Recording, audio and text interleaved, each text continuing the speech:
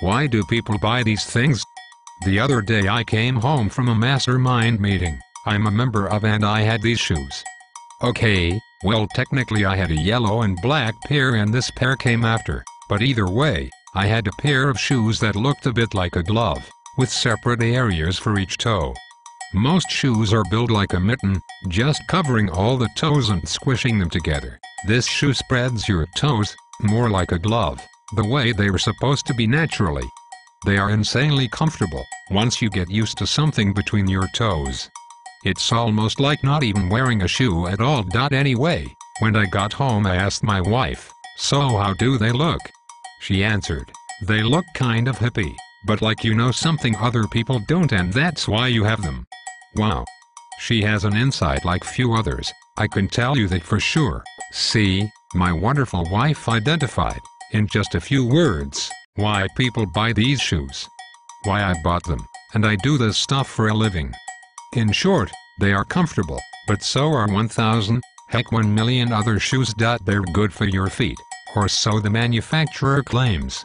Truth is told, these shoes were kayak shoes to begin with. It was the customers who started running in them and demanded new designs. So why do people buy these shoes? Because it looks like they're in the know.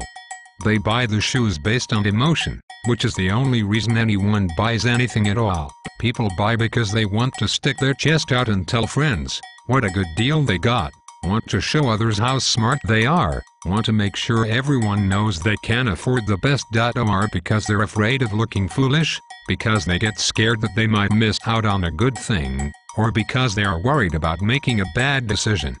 As a side note, this is why after the sale follow-up is so important.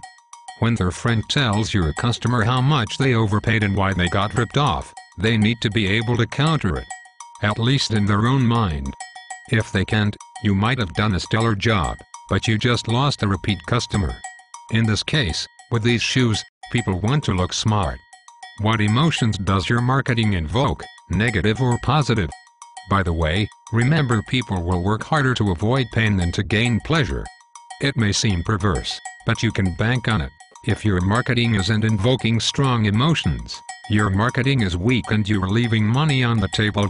In short, if you aren't making your customers feel something, then you should be ashamed to call yourself an entrepreneur. And if you are really invoking strong emotions in your prospects and customers, you should be proud, even arrogant about it. It means you're one of the few top breed of entrepreneur who deserves all the success you attain.